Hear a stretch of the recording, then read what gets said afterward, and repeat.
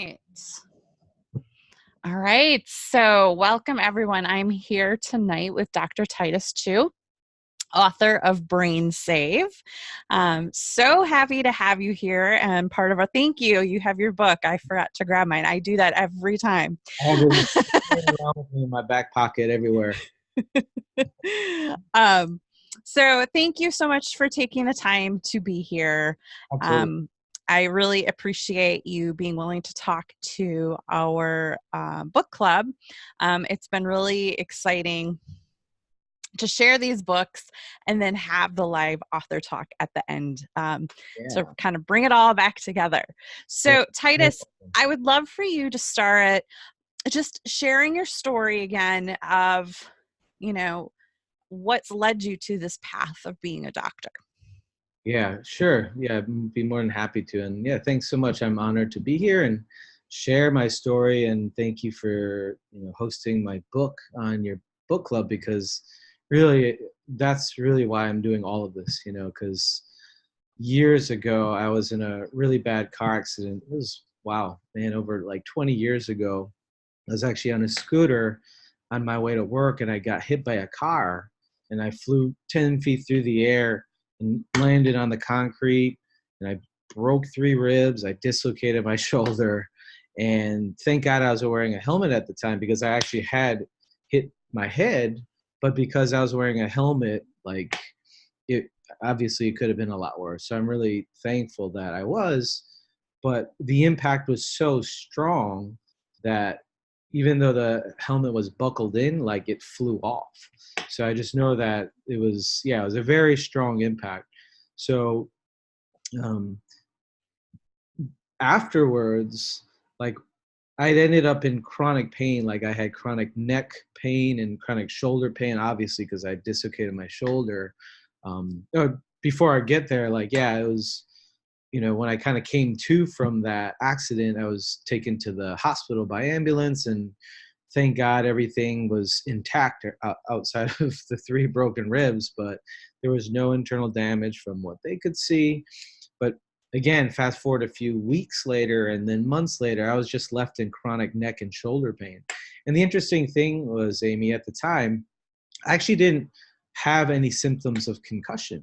Like, I think I was just so focused on this neck pain and the shoulder pain and just kind of healing from that. And nothing really worked for me within conventional medicine. I saw many doctors, I tried different things, and it wasn't until I was actually overseas at the time. I was teaching English in Japan. So I came home for a winter break, and my brother, who was a chiropractor at the time, where he still is, I saw him, and after like 3 sessions with him, that chronic neck and shoulder pain was just like gone.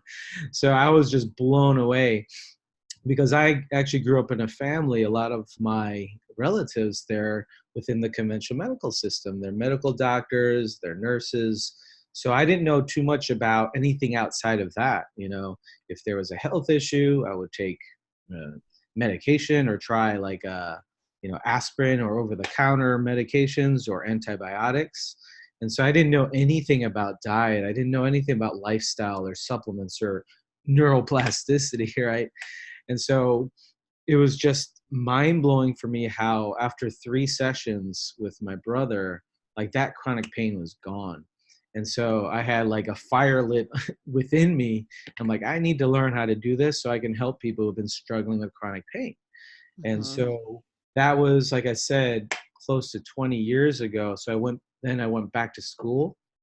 I went to chiropractic school, and I learned a lot of stuff, even more so than just chiropractic. I was really interested in nutrition. And so I learned about healthy eating, and I changed my diet, and a lot of health issues that I had even before that car accident, like irritability issues, or I used to get sick all the time. I had really bad skin. Like, I used to get these just rashes. Like, I scratched my face by accident, I had this huge rash swell up. So all these like strange health issues that I had my entire life, like, disappeared when I started like implementing diet changes and lifestyle changes and taking basic supplements. Well, along the way, when I was in chiropractic school, in addition, I was just like a total seminar junkie. Like whenever there was any seminars, like outside of class, I would just go to all these seminars. And I went to this one seminar on neurology, and it just really, up until that point when I was in school, I was really, for whatever reason, I was really drawn to neurology. Like I had studied neurology in undergrad, like as because I got a bachelor's in biology. So I took some basic neurology courses before, just like an introduction, but it didn't really fascinate me that much at the time. But for whatever reason, when I was taking these, more advanced and kind of clinically based neurology courses in school, I just fell in love with it. And it was just so fascinating, just understanding how, what kind of understanding what makes us tick. But the thing was, I was in school as a chiropractor. I'm like, this stuff's really fascinating to me and it's really interesting, but it seems really theoretical. How can I, as a chiropractor, apply these things for my life or for the life of my patients? And so I went to this, at that time, though, I went to this one seminar, and it was a clinical neurology seminar, functional neurology seminar. And my eyes were, I felt like, Neo when he chooses. Yeah, it was like a whole new world open up for me. Even within, I was already learning all this really cool stuff in chiropractic and nutrition, but this whole other world of the brain opened up, and yeah, I haven't looked back ever since. So in addition to chiropractic, I did a postdoc in clinical neurology, and I really fell in love with the information so much so that I ended up teaching for Neurology Institute for many years. So I developed my passion for teaching actually through that whole process. And so, what kind of brings me fast forward to like this whole post-concussion syndrome specialty, because I'm a functional neurologist that specializes in post-concussion syndrome. What brought me to where I am today was, at the time when I was seeing patients, I was getting pretty good results even right out of school, because like I said, I had spent all my free hours and waking hours like absorbing as much as I could about natural medicine and nutrition and holistic, frameworks and Eastern philosophies. And so I was getting pretty good results, but there were a subset of patients that I worked with who, no matter what I did, like the protocols that I had learned in school and even in these more advanced seminars, they weren't getting better. And so it was like really perplexing to me. I didn't really understand why they weren't responding to like the typical protocols. And so I just did a more in-depth history into what was going on with them. And I found that a large majority of them had suffered from a concussion. Like they had a history of one or multiple concussions Mm-hmm. throughout their life. And so all of a sudden, like, whoa, that's really interesting. I wonder if there's something to this. Because I already was practicing, quote unquote, neurology, but it wasn't like specific to concussion care. And so I dove even deeper, attended more seminars, read more books, researched PubMed articles, just like tried to learn as much as I could about that. And when I started then bringing that information back to my patients, they started to get better. And then I knew I was onto something. And so from there, it was just kind of like, wow, there's all these people, I mean, millions of people, as you know, throughout the world who struggle from post-concussion syndrome. I'm just like, wow, there's something here, something that is really needed that I can offer. So on a professional level, that's really kind of what drove me. I honestly didn't set out to be a post-concussion syndrome specialist. It was just kind of like the need. I saw the need was there, and I was Yeah. able to help a lot of people.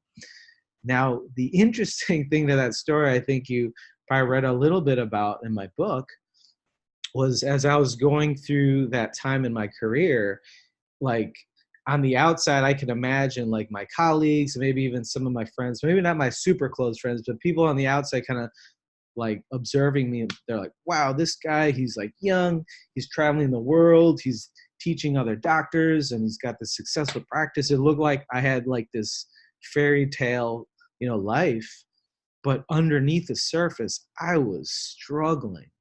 Like, and I was around that time, like I was, especially when I was like traveling a lot, I was working a lot, and there was stress around the job, but it was like I started to develop like really negative like thoughts and dark thoughts. And when it really kind of hit a head, when it came to a head, I was even suffering from paranoia and like Mm, anger issues that I'd never experienced ever in my life. I had mentioned earlier on in my life, I had maybe irritability if I didn't, manage my blood sugar appropriately. I get hangry, but nothing like these explosive anger, episodes, or like these paranoia and like just obsessive worrying and like perseverating on just negative thoughts. And so I was like, what is going on? Because I grew up in a really loving, caring family. I never suffered from any type of traumas like that outside of, when I actually look back, I was just like, what is going on? And I realized that that stuff began after that massive car accident, like over 20 years ago. mhm. So it was like, I realized, I was like, oh my God, I think I have post-concussion syndrome. Here I am like treating all these patients, helping them, Yeah. while like underneath the surface, I started developing these things. I didn't know what was happening. It was just kind of like, I thought it was stress, or I just attributed to whatever. And so from there, I went even deeper into it because I was already trained in it professionally. I was already a functional neurologist that specialized in it. And then I started applying the more advanced things that I learned in the seminars and that I brought to my patients to my own brain. And I began to heal from that. And so it's like through that whole process, not only do I understand like the ins and outs of the neurology of post-concussion syndrome, like immunoexcitotoxicity and cytokine storms and, leaky brain and all that stuff, like I also know it from a very personal experience as well, because I Mhm. had to like figure out and heal my own brain through that process. So then fast forward, not only was I like moved, just kind of like, I'm like, wow, there's all these people who need this. And I realized that I was one of them. So then when I went through it personally, now I'm even like, I get it on a really deep level now. And, honestly, I think the best doctors are the ones who've gone through it themselves. And, maybe they haven't had a brain injury, but they've had a similar trauma. Mhm. And I just think having that compassion and that empathy, because you've been there and understand it. And, talking about all of your dark thoughts and your paranoia and all those types of symptoms, I think that's where there's the biggest gap in our healthcare system. We're far too often quickly written off as mental health, bipolar, Exactly. just depressed. And because, like you said, you didn't even know that you were still struggling from concussion symptoms and you had all this training, right? And so think of all these people who've had similar experiences and they've gone their whole life not having any idea why Yeah. they're having these dark thoughts and Yeah. paranoia and jealousy and lack of filter. Exactly. And I see this all the time. And it's just so sad because, a lot of the patients that I work with, they end up going to like a psychiatrist, or they end up going to a neurologist, and they're just written off Yeah. like, oh, it's all in your head. You're crazy. And it's just like, I can't tell you how many times, like just after I do a workup on a patient, and I'm just like, you know what? You are not crazy. It's like, here are these objective findings that explain the root cause for your symptoms. And sometimes just in that conversation, I see this huge thing lift. And Yeah. that's when the healing begins. Because there's really this distinction, that I look at when it comes to healing versus curing. And what I mean by that is curing is kind of like when we look at biochemical pathways and when we look at neurological pathways, and it's like, okay, where is there an imbalance in this neural network? Is there inflammation, and what's the root cause of that? What can we do to like address that? That's like quote unquote curing. You're just kind of looking at a person as almost like a machine. To some level, we're like biological machines, but that's kind of what I refer to as curing. And we need to do that. We need to address the biology and the neurology. And at the same time, what I see is overlooked so much is the healing. And the definition of healing is the alleviation of suffering. And so I see that so much with my patients. It's like not only are they struggling like in terms of the physiology and stuff, and a lot of times it's like, oh wow, you've had this concussion, they're not able to like do the things that they love anymore, right? Whether it's their job, whether it's being present with their family or their kids, or if it's if they're artists or musicians, they just don't, their brains don't function at such a high function anymore after the concussion. Not only is there that they have to struggle with, but then if they go see a neurologist or a psychiatrist and they just say, oh, it's all in your head, then there's an extra weight placed on that. And I find that so like Yeah. heartbreaking, honestly. And so, yeah, it's like, I really understand it on the personal level of, I had to heal myself. I had to like I had to go through it and really face a lot of the stuff that came up for me, not only in terms of changing my diet and like doing brain training and all that neuroplasticity therapies, but also really facing like kind of the dark things that were coming up, and through that process, I really understand what people are going through, and it's the great news is that it's doesn't have to be. There's so many things that can be done, right? That can turn it around, as you know, right? Mhm. So, Dr. Chu, what brought you to writing Brain Save? So, Brain Save is essentially a series of exercises that we can do Mhm. to try to improve our own neuroplasticity. Yeah, exactly. So, what what led you to writing the book? What was that process like? Like, you know, did you intend to write a book, or was it like an accident? I know for me it Yeah, was kind of yeah. an accident. That's a great question. And I mean, honestly, it's kind of funny because before I found this passion to become like a neurologist, a post-concussion syndrome specialist, my first career, I wanted to be an astronaut. That didn't pan out. But then after that, I wanted to be like a writer. Like I just, my entire life, I just grew up. I love reading. I love books. And it was like, I always wanted to write a book, but I was just kind of like, I don't know, what can I write or what can I. So I didn't really like, I knew I had that drive to write something. I just didn't know what I wanted to write. And so then it's kind of ironic. Then you fast forward now, it's like, okay, I'm actually a functional neurologist. But then I realized, whoa, I have something to write about.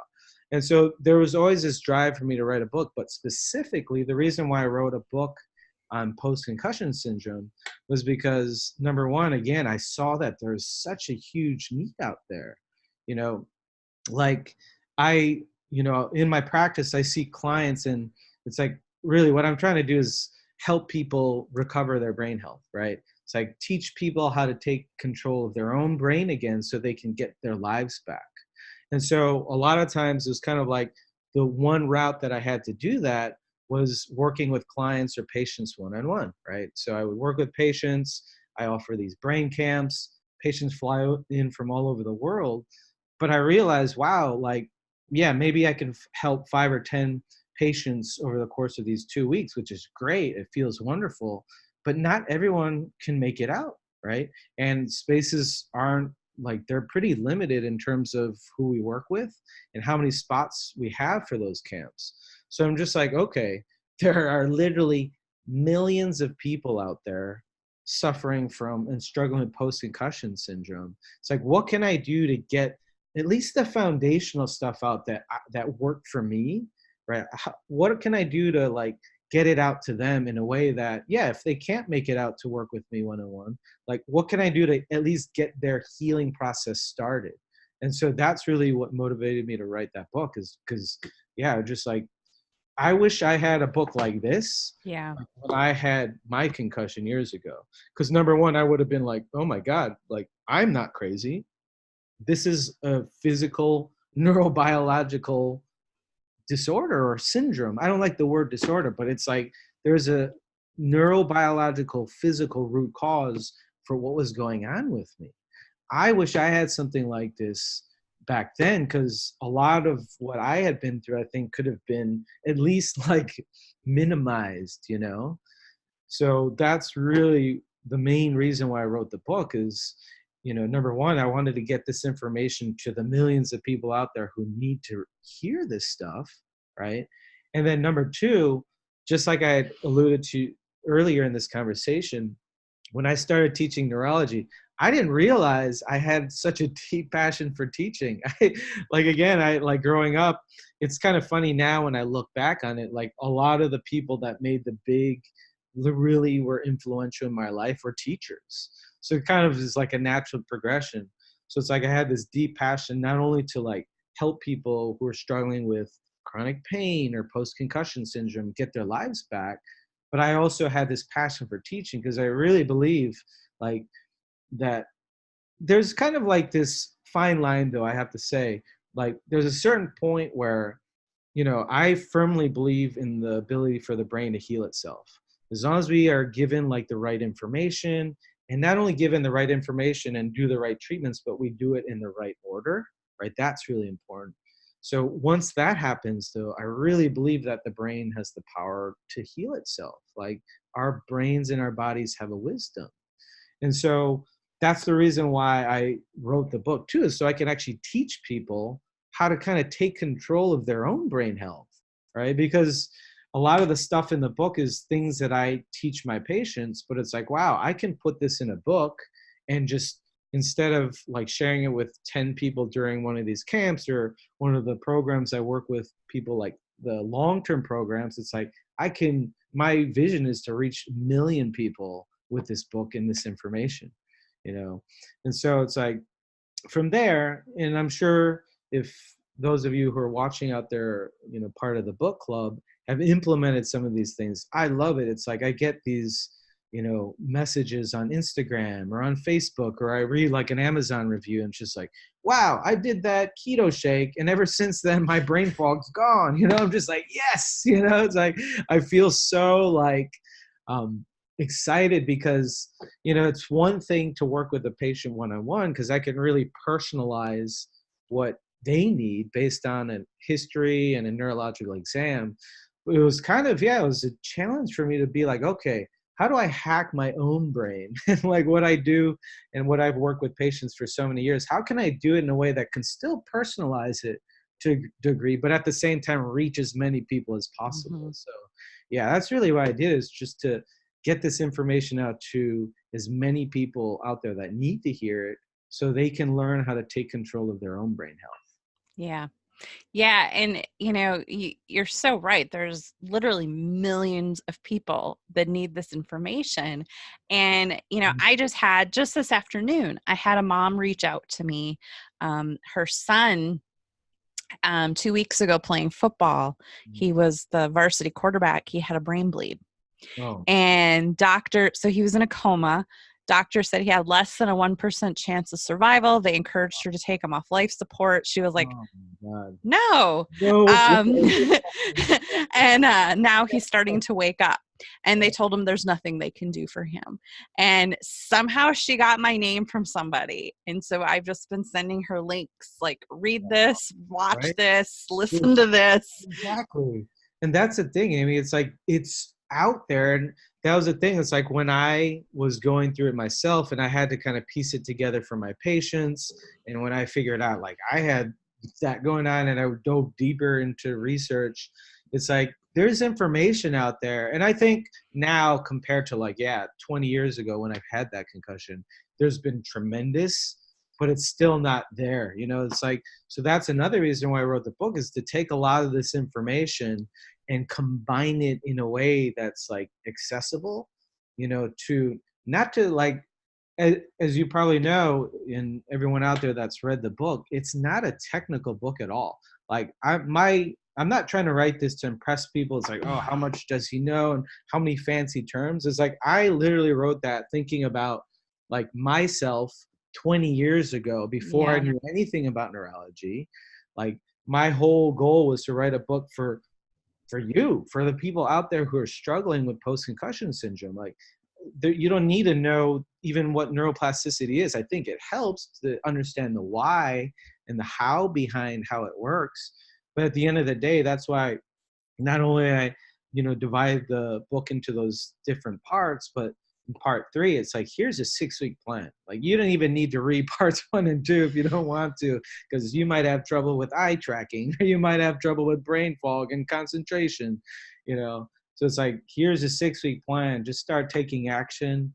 Doesn't have to be perfect. It's not about being perfect. It's about making progress and like Mhm. incremental steps, you know. Because like a lot of the 6-week stuff, it's like 6-week program. I had to do and figure it all out over the course of like 10 years, you know. So that's the thing. It's like, that's another reason why I wrote the book, is just to, I know there's so much information out there. What are the most practical, actionable steps people can take, and when they do, to have the biggest impact on their life? Yeah. So you kind of led me to my next question. If someone, as we know, people with brain injury, they can't always read, okay, the eye tracking, the attention, the memory, all that stuff when it comes to reading a book. So if somebody has your book and they're having difficulty, getting through it, absorbing it all, Yeah, you just said you can skip section 1, 2 and go to the 6 week. yeah, But what about, for those people who can't, they forget, right? We started the 6-week program. Oh, I forgot. yeah. you know, um, how do you encourage people to start implementing that who are maybe struggling a little bit?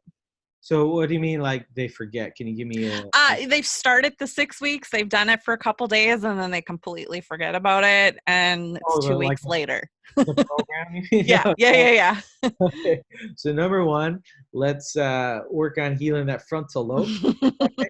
There's some eye exercise we can do for that. But I mean, I kind of laid it out in such a way, because when it comes to healing the brain, there's 4 major stages that it needs to go through. Number one is what we call neurostimulation. The second stage is neuromodulation. The third is neurorelaxation. And then finally, the fourth is neurodifferentiation and neuroplasticity. So don't worry about all those big fancy terms. But my point is, before we get through the 4 stages of healing the brain, we need to do things to prime the brain cells so that the brain can then make those neuroplastic changes and allow the healing process to occur. So that's the reason why I laid the book out the way I did. Is week 1, it's kind of like focusing on these foundational things that I think can really start to turn the needle and improve things like focus and concentration. So it's just like, just get started, like take an action. If you forget, like, and you're like, let's say you started week 1 and you tried the supplements, you tried the shake or whatever, and then 3 weeks later you're like, oh, I forgot about the program. And just, I recommend just taking, like, what I like to do is put a post-it note, like in my books, just put a post-it note where you left off, and then wherever you left off, just start there again. Kind of review, like, what was the main actions for week 1, review that and make sure you're doing that, and then just pick up from week 2 to continue.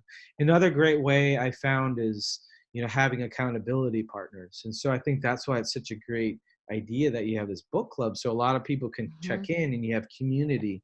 And like, for my practice, we have a lot of community to support. I have a care coordinator, and we work with health coaches and myself. It's like we help patients through that to maintain that accountability. But if they aren't working with a practitioner, a great way to do it is just to have accountability partner or buddy, and then just to continue to check in and work on it together as a group. But that's the thing. It's like, don't worry. Like I said, it's not about doing it perfectly. It, like, the changes and the things that I talk about in this book, it took me 10 years to implement it all and to really dial it in. And honestly, it took me about that amount of time to heal my brain. But the great news is, because I've been there and I've done that, I've been able to condense it.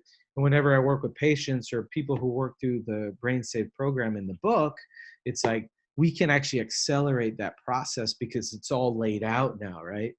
Like I said, not only in terms of the right things to do, but also the right order to do it in. So I encourage you, yeah, if you're kind of like going through the program and you're like, oh, geez, I already forgot, or I haven't kept up, like, don't feel bad. Mhm. It's about making these incremental stage changes step by step. And like each thing you implement, it's going to take you to the next level. And that's really cool. Like, you know, especially when you're able to like work with a specialist and personalize it. there's ways where we can figure out what are the key leverage points. Because as you know, it's like in the book, in the 6-week plan, there's a lot of different actions and recommendations, right? And so I laid it out in what I found to work for like 80% of the people I work with. But sometimes what I found, it's like someone might be like, oh, I tried the supplements. Yeah, I don't really feel any different. I tried changing the diet, but then when I did the detox and I did like when I focus on detox, that's when things shifted for me, So each person is unique. Yeah. And what are those leverage points are. That's one thing I really, am honestly really good at. It's one of my genius zones is really quickly in a very quick conversation. Even patients who have worked with doctors for like years, like within like a 60-minute conversation, I can really get into like, what are those leverage points? Because I believe in this. You've heard of that idea of that critical mass, right? Where it's just like the system's just about to shift. There's just like this 2 millimeter point that if you blow on that access point, everything shifts. And that's one of the benefits of working with a specialist like me or other specialists out there. We're able to quickly identify what are those leverage points. Is it in the physical brain? Like, do you need a specific eye exercise? Is it in the chemical brain? Do we need to run like a stool test or a hormone panel? And are we going to, the answers will be revealed there as to what that leverage point is. It could be like a simple supplement, right? As an example, I was working with a patient who had post-concussion syndrome, but after that, they also developed leaky gut. Because as you know, there's a strong correlation between people who have concussions, and even if they didn't have any digestive issues prior to that, when they have a concussion, it could trigger a digestive imbalance called leaky gut. And what that does is it really then opens up the floodgates, leading to massive inflammation, not only in the gut, but all throughout the body and even in the nervous system. So it's kind of like sometimes when we're able to identify, okay, I think there's an issue in your gut based on what you told me, after this concussion and some of these symptoms you have now, bloating, and you feel more sensitive to like perfumes or like automotive fumes or things like that. That's a sign that you might have a leaky gut issue, right? Or if you have diarrhea or constipation. So like then we're able to run a very specific test to identify not only, number one, do you have a digestive imbalance contributing or preventing you from healing, but number two, what that imbalance is. As an example, I had a person who had post-concussion syndrome, and they had all the brain fog, the vertigo, light sensitivity, dizziness, but they also had like hormonal symptoms as well. Like right before her period, she would get even worse dizzy episodes or migraines. And so I knew she had a hormone issue, but what I had actually found out based on her other symptoms of the digestive symptoms, I found out that it was all rooted in her gut. Because in this stool test we ran, we identified this enzyme called beta-glucuronidase, and it was really elevated. Don't worry about like the fancy terminology for you guys out there without science backgrounds, but the point is this enzyme was elevated, and that led to a hormone imbalance. And so her hormone imbalance, her like worsening of her symptoms around her period was due to a gut issue triggered by post-concussion syndrome. So we had to like weave it all around. I didn't do anything like to support the hormones in terms of diet or supplements or whatever. We focused heavily on healing her gut and getting her on the supplement called calcium D-glucarate. Like I wouldn't have known that without running those tests. But my point is, it's just like within a 60-minute conversation, I already knew it's like, these are the steps we need to do. Because not only do we need to do the right treatments, we need to do it in the right order. Yeah. Yeah. It's all so interconnected.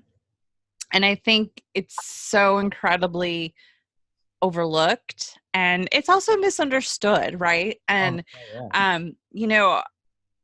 our traditional doctors know nothing about nutrition, the majority of them. And No. so, when it comes to the gut and I remember reading, nutrition, it's like they get about an hour or 2 hours of nutritional courses like throughout their entire training. That's like the foundation of health, I believe, is food, right? I've had more training than that, and I'm not a doctor, Exactly. right? Yeah. If you put it together, you've done your research. Yeah, exactly. It's like I think it's just the way it's the system. Because I know like doctors out there, I mean, I hope, right? They have the best of intention for their Right. patients, but unfortunately, I think the educational system is not up to par. It's not where it needs to be. Like this information, this research is out there, but as I talk about in my book, there's this gap between the breakthrough, the scientific discovery, and even the research looking at that, right? From that discovery to the time that it's actually you go to the doctor and they're like, oh, try getting off of gluten, right? There's like this huge gap. And especially when it comes to neurology in the brain, the gap I heard before was for most medical conditions is like 20 years. For neurology, it's like over 200 years. Yeah. We knew Right. about possibly many, many, many years, 2 centuries ago. But the good news is it's like, you know, this information is again getting out there. That's another reason why I wrote the book, is because I wanted to like update the paradigm and get it out to people today, not like 30 more years, like Right. placebo-controlled trials are proven. It's just like human beings, we're so much more complex than a simple like research. Research is important because it could kind of move things forward, but at the same time, it's like we want to implement things today to get people feeling better now, not like 30 years Yeah. from now. So I had someone send in a question that couldn't be here tonight, Mhm. and I'm pretty sure I know the answer, but she Yeah. asked, can somebody who's had a stroke benefit the same way from your program as someone who's had a TBI? So that's a great question. And, I'm going to start off by saying it's always best to check with your physician, right? Just to see, because everything needs to be personalized. But that being said, like the way I wrote the book, it's like specific to post-concussion syndrome because of all the patients I've worked with and then my own personal experiences. But a lot of the foundational principles, guess what? The whole 6-week plan, it's all about triggering neuroplasticity. So the thing is with stroke, it really depends if it's like a new stroke, if it's more subacute, or if it's more chronic. We also have to look at that in terms of, the approach to it. But in terms of like changing supplements, things like, or changing diet supplements, again, I encourage you to check with your practitioner, your physician. But all these things written here are really for just to support overall brain health, and it's very helpful for post-concussion syndrome. And yeah, I've had a lot of patients who I work with who have had stroke. I put them on similar protocols and they definitely improve. So Mhm.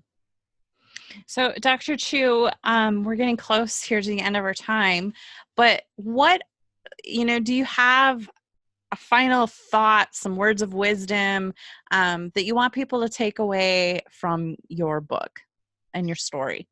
yeah, absolutely. And like I said before, it's really, number one, I talk about this in the book. It's like your brain can heal. Even if you have been to a doctor after doctor and different specialists and neurologists, and they tell you otherwise, or they just say, you know what, you just have to like wait and see, or you know what, it's all in your head. Go take this, antidepressant. It's like, no, there's so much more that can be done. And it's not just me saying, it's the science, it's proving it. And not only that, like not only me, there's other doctors who are doing this work and changing people's lives every single day. So there's your brain can heal despite, what you've heard, or contrary to popular belief, the Yeah. brain is not fixed. The brain has this wonderful ability to, change its shape and structure and function. And through that process, allow the healing process to happen. So if you're struggling and you feel discouraged, you're frustrated, you feel like alone through all this, don't worry, you're not alone, right? Mm-hmm. Amy and everyone in Amy's book club, and as well as me, and there's a lot of doctors out there who really understand what you're going through, not only on a professional level, but like I said, for me personally, I also understand what it's like personally. And so just don't give up, right? No matter what the experts say, don't give up. Be easy on yourself. Like as you're going through this program, if you find it really challenging, don't beat yourself up for it. So you forgot to do like, oh, I forgot to take this supplement in week 1, or it's week 4 and I haven't done any of it. Don't worry, because everything you do, every step is it's going to move you in the right direction. So Yeah. That's like me and my Tomorrow. You have to keep it in the fridge. And so I constantly forget about it. And yeah, then I'll be getting something. I'm like, I haven't taken that in 4 days. yeah, exactly. That's what I do too. Yeah, it's just like I put my supplements right on the counter where I know I'll be every single day, so I don't forget it.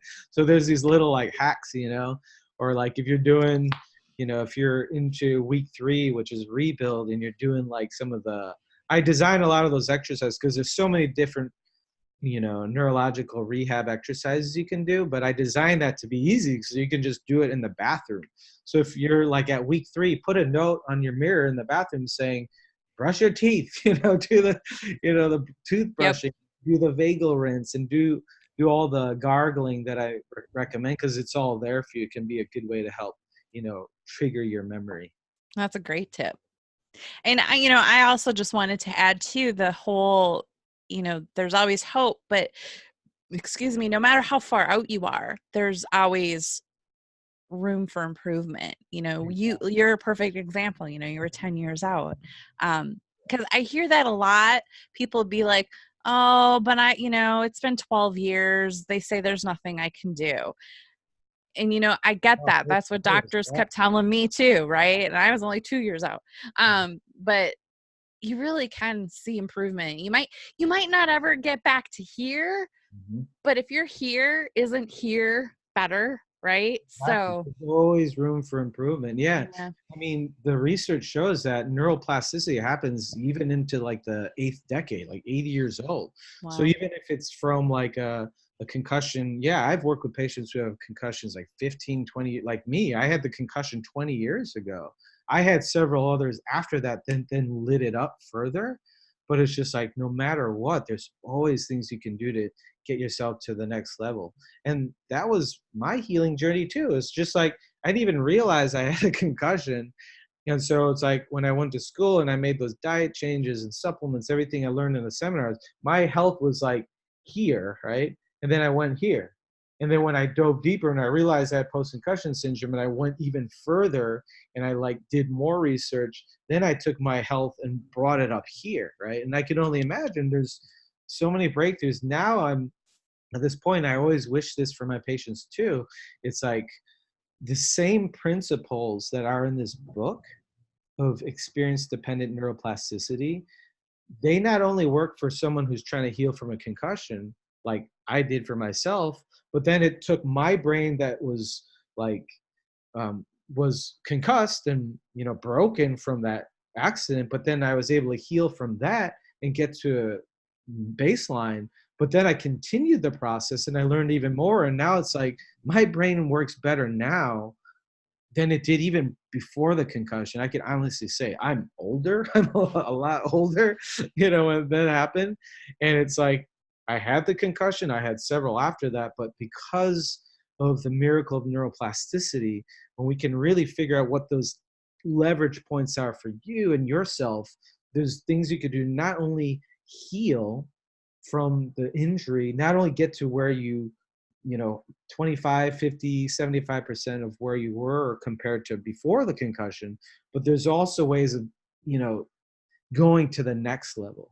But it's just like we just want to take it one step at a time, just Yeah. like you said. It's like if someone's struggling and they're not able to read a book because of the concussion, then we just meet them where they're at, be gentle with yourself, and just take those steps, bit by bit. But I guarantee you, if you stick with it, like one day things are just gonna click Yep. into place. Yep. Absolutely. Well, Dr. Chu, thank you so much for being here and being part of the book club. Oh, And for everyone watching our next book, I'm curious, Titus, if you're familiar with InXs. mm-mm. Yeah, and Okay. it's the InXs, the band.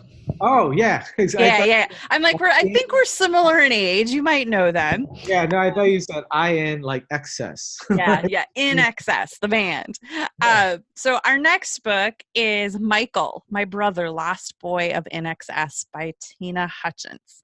Wow. And it's all about Michael's um, journey. And it's pretty little known fact that he had a traumatic brain injury in the 90s.